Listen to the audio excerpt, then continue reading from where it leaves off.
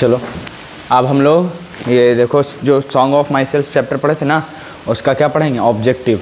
Objective के बाद जो शॉर्ट क्वेश्चन आंसर्स, फिर हम लोग क्या करेंगे, समरी, और लास्ट में फिर हम लोग का क्या होगा, लाइन एक्सप्लेनेशन। ये 4 चैप्टर, फिर 4 पॉइंट खत्म होगा, फिर से नया चैप्टर, फिर हम लोग पढ़ेंगे। और ये now the leaves are falling fast, W.H. Auden के बारे में पूरा, ठीक है। तो आज चलो ये पढ़ लेते हैं। पहले आप वीडियो को पॉज करके ये जो 12 ऑब्जेक्टिव है, मुझे उम्मीद है पहले बना लोगे, है ना। उसके बाद ये जो शॉर्ट क्वेश्चन आंसर है 4-5, उसको कर लेंगे, समझ रहे। उसके बाद हम लोग क्या पढ़ेंगे, समरी पढ़ेंगे। क्लियर है। तो चलो सबसे पहले स्टार्ट कर लेते हैं। देखो, और ये इसका पूरा इसका PDF आप जाओगे इंग्लिश बाई नादिर सर, वहाँ टेलीग्राम पे मिल जाएगा। और आपका जो टेस्ट रहेगा जॉर्डन से, जॉर्डन मतलब sweetest love I do not गो से, ठीक है ना। फर्स्ट चैप्टर है ये, तो सेकंड चैप्टर ही है, इसका ऑब्जेक्टिव है फर्स्ट चैप्टर, ठीक है। नहीं पढ़े तो कोई बात नहीं, यूट्यूब पे जाना, वहाँ सर्च करना sweetest love I do not go by Nadir sir, मिल जाएगा। और जाना टेलीग्राम पे, और वहाँ आंसर सेट नहीं डाला हुआ, खाली क्वेश्चन डाला हुआ, उसको बना के आना, समझ रहे। क्लियर। और उसके पीछे फिर हाँ शॉर्ट क्वेश्चन आंसर, ये सॉरी ऑब्जेक्टिव टाइप रहेगा। और उसके बाद उसी के पीछे में बनाने के लिए मिला है जिसका नाम है समरी, उसको बना लेना। क्लियर हुआ। चलो अगर जगह बचे हैं तो उसमें फिर हम लोग शॉर्ट क्वेश्चन आंसर बनाएंगे, नहीं तो इतना छोड़ देंगे। क्लियर। तो अब चलो पहला आप बताइए, the word schools stands for in song of my self and Singh my self. बताइए स्कूल्स का मीनिंग मैंने क्या बताया था, क्रीड्स, क्रीड्स मतलब बताया था कास्ट, जाति। और द वर्ड स्कूल का बताया था सिस्टम ऑफ थॉट्स। तो सिस्टम ऑफ थॉट्स स्कूल देने बंद कर चुके हैं, तो ऑप्शन क्या हो जाएगा बताओ, हैं कौन सा ऑप्शन सही है, डी ऑप्शन इसका सही है। दूसरा बताओ, who has compose the poem song of my self. कितना हल्का है कि किसने सॉन्ग ऑफ माई सेल्फ को कंपोज किया है, तो क्या लिखोगे, हाँ पहला जॉर्डन, नहीं हो सकता, ये तो स्वीटेस्ट लव डोंट गो का कंपोज है कमला दास। आगे हम लोग 10th चैप्टर में पढ़ेंगे, माई ग्रैंड मदर हाउस के राइटर हैं वो। और वाल्ट विटमैन हो जाएगा, बिल्कुल आपको बताए थे, who has compose the poem song of myself. Song of myself के राइटर का नाम क्या है बताओ, पोएट का नाम वाल्ट विटमैन। राइटर बोले, पोएट बोले, वाल्ट विटमैन ही होगा, ठीक है ना। स्पीकर्स बोले तो भी वही हो जाएगा। क्लियर है। आगे बताओ, दूसरा का ऑप्शन क्या हो जाएगा, सी।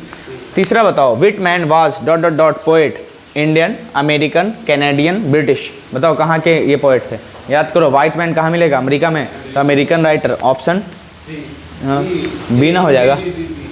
चौथा बताओ, Whitman was born in fill in the blanks. बताओ कब हुआ था, 1819, तो ऑप्शन ए सही है। Whitman died in fill in the blanks, क्या हो जाएगा 1892, तो option A B C option सही नहीं है, डी ऑप्शन सही है, ठीक है ना। 1906 song of myself is lyric and epic, sonnet and ballad, तो क्या हो जाएगा, एन एपिक नहीं होगा, लिरिक होगा, ऑप्शन ए सही है, ठीक है ना। लिरिक मतलब गाने टाइप का गाना जिसमें सुनने के बाद थोड़ा एंटरटेनमेंट हो। चलो आगे, 7वां का क्या होगा, the opening section of song of myself is entitled has. क्या इंटाइटल्ड है बताओ उसका, इसके साथ क्या जुड़ा हुआ, सॉन्ग ऑफ माई सेल्फ के साथ आई सेलिब्रेट माई सेल्फ, तो ऑप्शन सी सही हो जाएगा, है ना। एंटाइटल्ड मतलब उससे जुड़ा हुआ जिसको आप बोल सकते हो। 8वां का बताओ, who is the speaker in song of my self and Singh my self. कोई स्पीकर है बताओ, स्पीकर मतलब पोएम का पोएट, पोएम का पोएट, ऑप्शन बिल्कुल रूपर्ट ब्रूक नहीं है, वाल्ट विटमैन हो जाएगा, ऑप्शन सी सही है। बताइए 9th है, according to song of myself, song of myself के according I celebrate myself, जो उसका सेक्शन है opening, the speaker is a great lover of, किस चीज़ का लवर है बताओ, नेचर का, है ना। तो ऑप्शन पोएम नहीं होगा, होमेन नहीं होगा, और नेचर हो जाएगा, ऑप्शन क्या हो जाएगा, सी। ऐसे साइंस भी दे सकता है, कॉमर्स आर्ट्स सब दे सकता है, लेकिन आपको क्या लगाना है, नेचर का। 10वां नंबर बताओ, Walt Whitman is fill in the blanks years old, कितने ईयर्स ओल्ड है बताओ, 37 ईयर्स ओल्ड, ऑप्शन क्या हो जाएगा, सी, है ना। और 11 बताओ, 11 का, the poet is song of my self, the poet is song of myself के किसके लिए गाते हैं, तो सिंग, सैड तो नहीं होगा, सिंग फॉर हिमसेल्फ, ऑप्शन क्या हो जाएगा, 11 का बी हो जाएगा। 12 नंबर बताइए, 12th, in the first line of the poem song of myself is the poet, क्या है मतलब जो फर्स्ट लाइन है सॉन्ग ऑफ माई सेल्फ का, वो बताओ कौन हो, द पोएट उसके कौन है, वाल्ट विटमैन, तो ऑप्शन क्या हो जाएगा, सी ऑप्शन बिल्कुल सही है। मुझे उम्मीद है कि आपका 12 में 12 ही सही हुआ होगा, कोई डाउट ही नहीं होगा, है कोई डाउट है, नहीं ना। चलिए इसके बाद हम लोग पढ़ेंगे जिसका नाम है शॉर्ट क्वेश्चन एंड आंसर्स। ये पूरे 10 नंबर के आते हैं, ठीक है ना। 5 बनाना होता है, 10 नंबर का वो पूछता है, ठीक है। वो पूरा मतलब इससे लिटरेचर से 21 चैप्टर को पढ़ाने के बाद। अब देखिए शॉर्ट क्वेश्चंस एंड आंसर्स, ये जो आपका है वो क्या है, पहला ही क्वेश्चन है explain the line hoping to see is not till death. Explain कीजिए इसका मतलब hoping to see is not till death. बताओ ये लाइन कहाँ से लिया गया है, सॉन्ग ऑफ माई सेल्फ का है। तो मतलब ये क्या कहना चाहते हैं, होपिंग टू सी इज मतलब तब तक मैं ना रुकूं जब तक मेरा अंत ना हो जाए, डेथ तक ऐसे ही चलता रहूं, कंटिन्यू काम करता रहूं, मैं रुकूं नहीं। चीज़ का मतलब क्या होता है, रुक जाना, स्टॉप हो जाना। लेकिन वो रुकने का उम्मीद नहीं कर रहे हैं, वो कह रहे हैं कि कंटिन्यूअस मेरी ज़िंदगी ऐसे चलते रहे। कब तक, जब तक मेरी डेथ ना हो जाए, मैं किसी पे डिपेंड ना हो जाऊँ, कंटिन्यूअस ये काम ऐसे ही करता रहूँ। तो ऑप्शन देखो, आंसर क्या लिखोगे, the poet is 37 years old. Poet क्या है, 37 ईयर्स ओल्ड है। 37 साल में भी किसी को बुढ़ापा आता है, इनको देखो दम अभी भी कह रहे कि एंड तक मतलब बुढ़ापा और एज आने पर भी मेरी ज़िंदगी बिल्कुल ऐसे ही कंटिन्यूस चलती रहे। He is in perfect health. 37 years old होने के बाद भी वो परफेक्ट हेल्थ में है, कोई भी उनके अंदर बीमारी नहीं है। फिर कहते हैं ही होप्स, वो आशा करते हैं that he will stay healthy, कि वह हमेशा क्या रहें, हेल्दी रहें, स्वस्थ रहें, till the last of his life, अपने ज़िंदगी के अंत तक, ठीक है ना। मुझे उम्मीद है कि याद आ जाएगा। The poet is 37 years old. The poet is 37 years old. देखो hoping to see is not till death, इसका मतलब क्या होगा कि वो अंत तक मतलब बने रहें जैसे वो उनकी ज़िंदगी अभी चल रही है। तो इसका आंसर क्या लिखोगे, the poet is 37 years old, he is in perfect health, he is in perfect health, he hopes that he will stay healthy, he hopes that he will stay healthy till the last of his life, till the last of his health। Clear हुआ, till the last of his life लिखना, या till the last of his breath भी कह सकते हो, कि अपने ज़िंदगी के end of the breath भी कह सकते हो, कि आप अपनी ज़िंदगी की लास्ट सांस तक वैसे ही चलते रहें। चलिए दूसरा क्वेश्चन है, व्हाट इज़ मीन्ड बाय, क्या मतलब होता है nature without check with original energy. देखो लास्ट जो लाइन है पोएम का वो लिया गया है nature without check with original energy. तो nature without check with original energy means positive force, मतलब नेगेटिव नहीं होना चाहिए, कैसा होना चाहिए, पॉजिटिव फोर्स होना चाहिए। समझ पा रहे, पॉजिटिव का मतलब समझते हो, सकारात्मक उनके अंदर एनर्जी आनी चाहिए, विचार आना चाहिए, नेगेटिव थॉट कभी नहीं आना चाहिए। अगर नेगेटिव सोचते हैं तो ज़िंदगी में नेगेटिव आता है, इसीलिए क्या कहते हैं, हमेशा क्या सोच रहे हैं, वो पॉजिटिव सोच रहे हैं, पॉजिटिव फोर्स। विदाउट चेक, बिना मतलब चेक किए है नेचर को, मतलब नेचर को ये मत सोचना कि मतलब उसको चेक करेंगे उसके बाद काम करें, नहीं, बिना चेक किए उसका पॉजिटिव फोर्स ही हमेशा लेना। समझ रहे, नेगेटिव नहीं सोचना, क्योंकि नेचर में नेगेटिव पॉजिटिव सब होते हैं। नहीं तो 10 लोगों से पूछोगे कि मैं कैसा हूँ तो नेगेटिव भी आएगा, फीडबैक पॉजिटिव भी आएगा। तो हमेशा अपने बारे में पॉजिटिव ही सोच के चलो, तभी आप आगे गोल को अचीव कर पाओगे। अगर नेगेटिव लेते चलोगे तो आगे कदम नहीं बढ़ा सकते। समझ रहे ना, तो इसीलिए वो कहते हैं कि देखो nature without check with original energy का मतलब होता है पॉजिटिव फोर्स विदाउट चेक, मतलब बिना चेक किए नेचर में आपको क्या करना, पॉजिटिव फोर्स लेना है और आगे बढ़ना है। लेट इट कंटिन्यू, और इसको हमेशा कंटिन्यू रखना है, पीछे हटने नहीं देना, क्योंकि बुराई अच्छाई सब में होती है। तो आप अपने बारे में सिर्फ पॉजिटिव फोर्स लेके आगे बढ़ें, तभी आप कामयाब होंगे। फिर कहते हैं तीसरा question, what has formed the speakers blood, क्या स्पीकर्स के मतलब ब्लड को क्या किसने फॉर्म किया है, क्या फॉर्म किया है, मतलब कौन ऐसी चीज़ है जो स्पीकर्स के ब्लड को बनाया है। तो आपको याद कीजिए पोएम में ही बताए थे, उन्होंने आप खुद बताया था, ये जो यहाँ अमेरिका की सॉइल है, सॉइल मतलब जो मतलब मिट्टी है, और वहाँ की जो हवाएं हैं, इन्वायरमेंट है, उन्हें उसी ने क्या बनाए हैं, इनकी ब्लड, इनके एटम को बनाया है। तो क्या लिखोगे, the soil the air have formed the speakers blood, मतलब समझ रहे। या फिर क्या लिखो, the soil of his country, ठीक है ना, and the air have formed the speakers blood. समझ में आया कि उनके ब्लड को किसने बनाया, उनकी मिट्टी, वहाँ की हवाएं, वातावरण ने बनाया। Last question, what does he want to speak about, वह किसके बारे में बताना चाहते, तो वो किसी के बारे में बताना या बुराई करना नहीं चाहते, लोगों को बता रहे थे, वो भी अपने बारे में बता रहे थे कि मैं कैसे रहता हूँ, तुम्हें भी वैसे ही रहना चाहिए। किसी से एक्सपेक्टेशन, उम्मीदें ज़्यादा नहीं मान लेनी चाहिए, इतना भी ना हो कि खुद से भी ज़्यादा एक्सपेक्टेशन पाल ले कि उम्मीद पूरी ना हो पाए, जिसकी वजह से गलत कामों में हो पाए। कई जगह पे ऐसा होता है कि उम्मीदें हम लोग अपनी ज़िंदगी से ज़्यादा पाल लेते हैं, तो देखोगे लाइफ को एंड तक ले जाने की मतलब क्या हो जाती है, कभी कभी वजह बन जाती है कि सुसाइड का केस हो जाता होता कि नहीं, क्यों, क्योंकि उसने अपनी ज़िंदगी से ज़्यादा मतलब एक्सपेक्टेशन ले लिया था, उम्मीदें ज़्यादा ले ली था। इसीलिए उम्मीद भी उतना नहीं लेना, अपने अकॉर्डिंग चलना, जैसे मछली को बोले कि पेड़ पे चढ़ जाओ तो कभी हो नहीं सकता, तो आप अपने अकॉर्डिंग ही बढ़ें, इन्होंने बताया था इस पोएम में।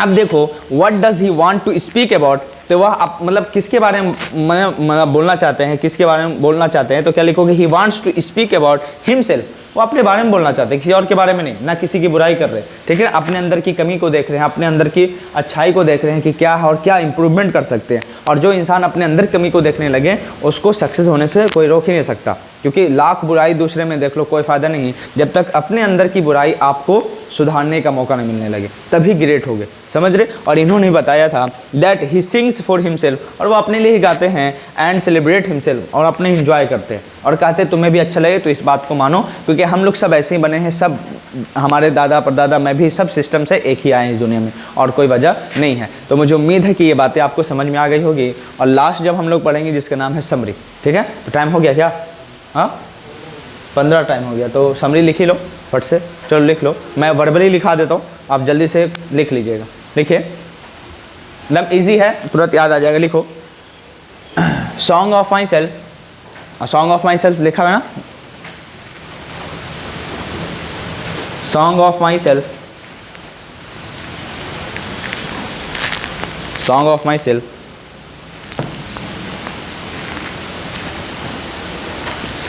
Is, song of myself is, song of my self को सिंगल इन्वर्टेड कॉमा या डबल इन्वर्टेड कॉमा में रखेंगे। Song of myself is an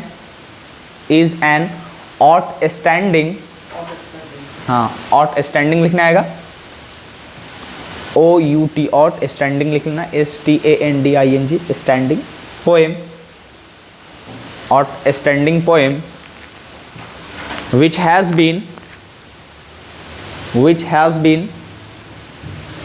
composed by Walt Whitman. Song of Myself is an outstanding poem which has been composed by Walt Whitman. बोलो इतना याद आ गया, देखो फिर से बोलो, song of myself is an क्या बोलते हैं उसको, आउटस्टैंडिंग, आउटस्टैंडिंग का मतलब होता है बहुत शानदार, ठीक है ना, outstanding poem which has been composed by Walt Whitman, ठीक है ना, ये मतलब बहुत अच्छा मतलब शानदार पोएम है, किसने मतलब इसको लिखा, कंपोज किया है, वॉल्ट विटमैन ने लिखा है, याद आ गया, फिर लिखोगे who was born in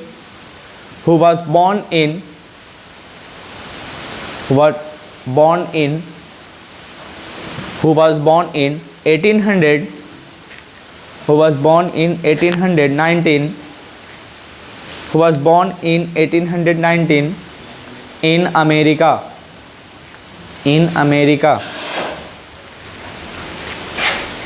He was, हाँ अभी लिखते रहो, in America he was a great lover of nature, इसको कॉपी कर लेना, देखो बनाओ, कल बताए थे ना, इसको बना लेना, देख लेना, अभी लेटा है तो, और इसको कॉपी कर लीजिए, अभी करवाएंगे, हो गया, हाँ, he was a great lover of nature.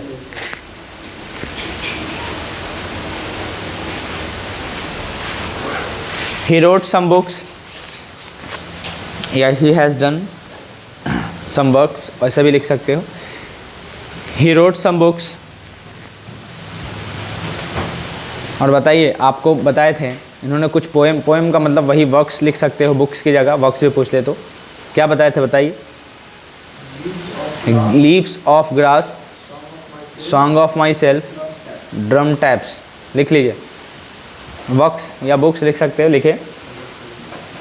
पहला ड्रम टैप्स, आगे पीछे सीक्वेंस कर सकते हो, कोई दिक्कत नहीं. Drum taps. दूसरा क्या लिखोगे, सॉन्ग ऑफ माई सेल्फ.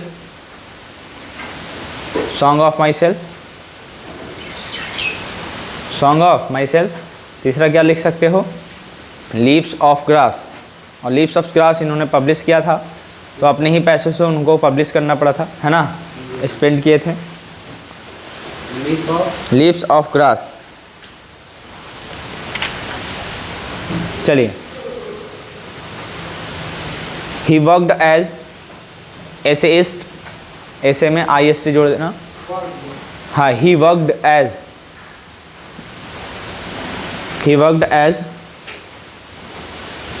बताओ कैसे काम देते थे? ऐसे में IST जोड़ देना, essayist. He worked as essayist, carpenter, journalist, editor and teacher.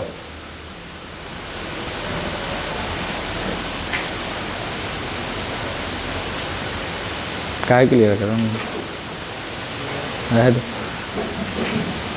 हो गया? एंड एडिटर, एडिट से कर लीजिएगा, लाइन चेंज कर दीजिए। अब लिखिए, in this poem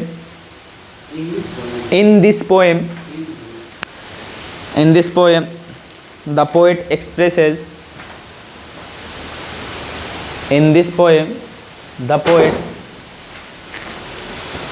the poet expresses his personal feelings. In this poem the poet expresses his personal feelings and happiness. In this poem the poet expresses his personal feelings and happiness. The poet sings this song.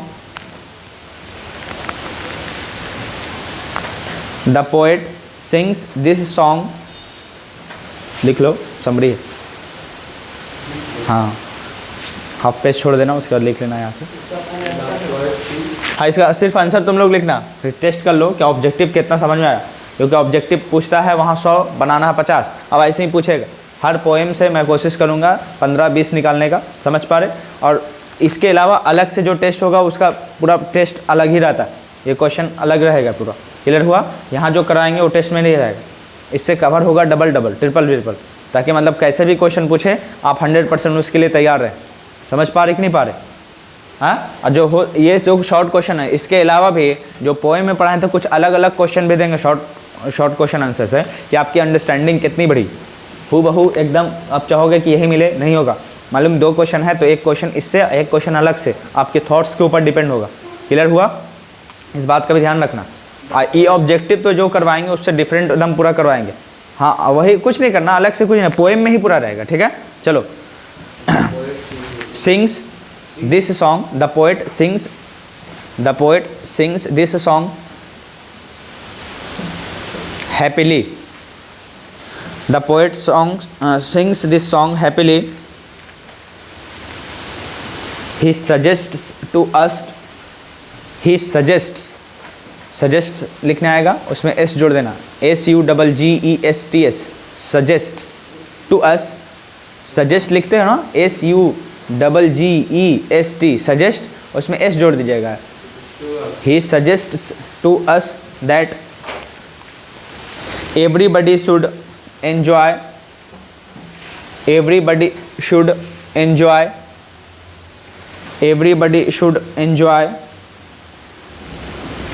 the real happiness of his life. Everybody should enjoy the real happiness. Everybody should enjoy the real happiness of his life. The real happiness of his life. He believes that life, L-I-F-E, of his life, that everybody should enjoy, है ना?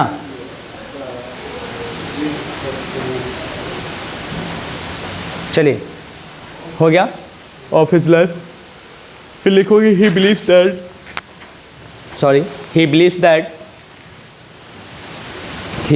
that he believes that, लिख लो ना, we are all human being, या all humans ऐसा भी लिख सकते हो, या all human beings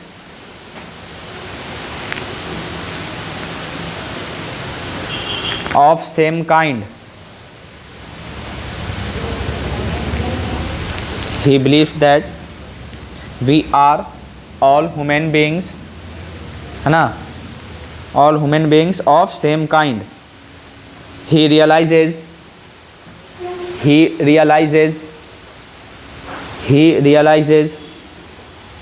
that he is 30. He realizes, REALISES भी हो सकता है, ZES भी हो सकता है। वो अमेरिकन ब्रिटिश इंग्लिश जब ग्रामर में डिफरेंस बताएंगे, स्पेलिंग तो बताएंगे। आप ZES लिख लो या ACS लिख लो, दोनों एक्सेप्टेबल, ठीक है। ही रियलाइजेज, लेकिन ACS लिखो ज़्यादा बेहतर। He realizes that he is 37 years old. He realizes that he is 37 years old. He realizes that he is 37 years old, and he wants to keep KEEP, and he wants to keep on with nature, and he wants to keep on, and he wants to keep KEEP, keep on with nature till he dies, till he dies, till he dies, till he dies, TILL, till he dies, DIES, हाँ DIE, उसके last में S जोड़ देना, dies, till he dies। आगे लिखना, he is bent on, he is bent on, he is bent on expressing himself, he is bent on expressing himself, he is bent on expressing himself without any check,